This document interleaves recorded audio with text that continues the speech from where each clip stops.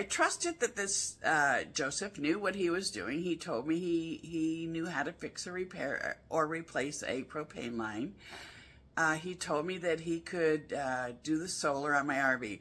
On my RV, I have a Bluetti, so all I really needed him to do was to put the solar panels on the roof and run the cable so I could plug it into the Bluetti. Now, previously, I was just taking the panels and laying them on the ground, and it worked fine.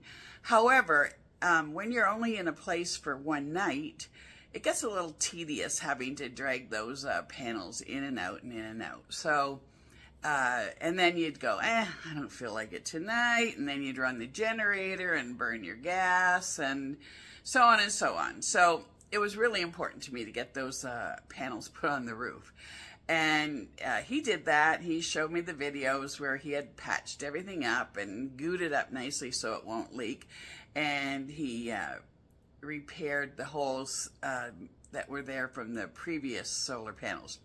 I should tell you, I had 2 little solar panels on my roof already that came with my RV. Well, actually, were original equipment, and they trickle charged the house batteries. However, they were so old, they didn't work. Well, when I took them off, we didn't know if they just didn't work or whether there was an electrical problem. And I still don't actually know. Joseph tells me he's tested everything and everything's fine. However, he told me I needed another solar panel just to trickle charge the batteries.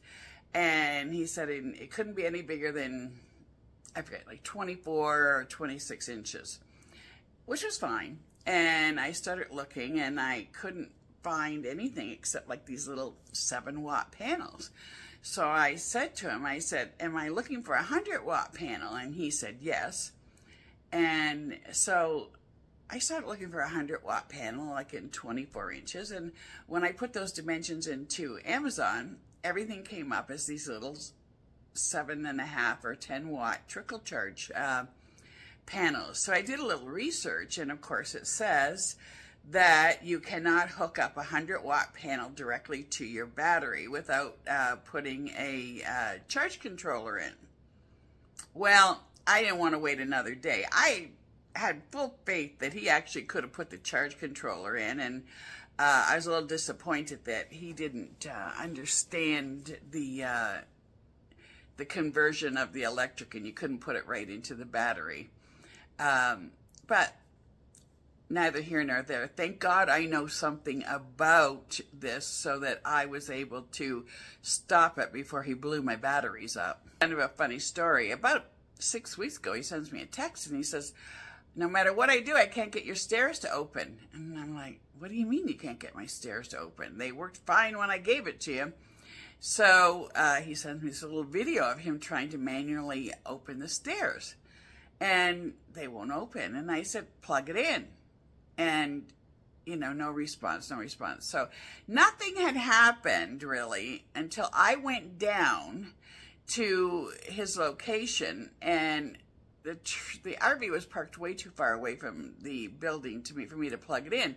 So I ran the cord, the RV cord, through the window and plugged it into the Bluetti. And of course, as soon as we had power, the stairs opened right up. So you can just imagine that my faith in his ability was dwindling substantially. I did figure, however, if he could at least get the solar panels on the roof, that would be 50% of my battle. I have a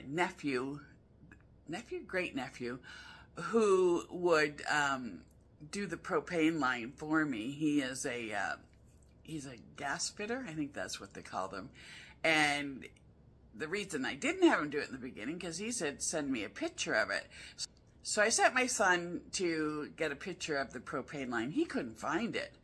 And then somebody else looked, and they couldn't find it. And actually, this RV repair guy, he couldn't find it either. He had to end up pressurizing the lines to figure out where this line that led to my heat source was. So Joseph said he could repair the line after he figured out where the hole in the line was. He just needed to put like a I don't know, like a shark bit kind of thing in there. And I confirmed this with my nephew as well to make sure that this is what you could do with a propane line. Because so originally I took it to a dealer when I was in Alaska, and they didn't have time to repair the line, so they just capped it. They told me the whole line needed to be replaced, and it was going to be about 5 hours at $100 an hour. So my nephew said, no. He said, we just cut the lines all the time and put a connector in there that's good, and off you go. And he works for like big companies, so he's not fooling around when he says that that'll work. So that made me feel a little better about Joseph fixing my propane line.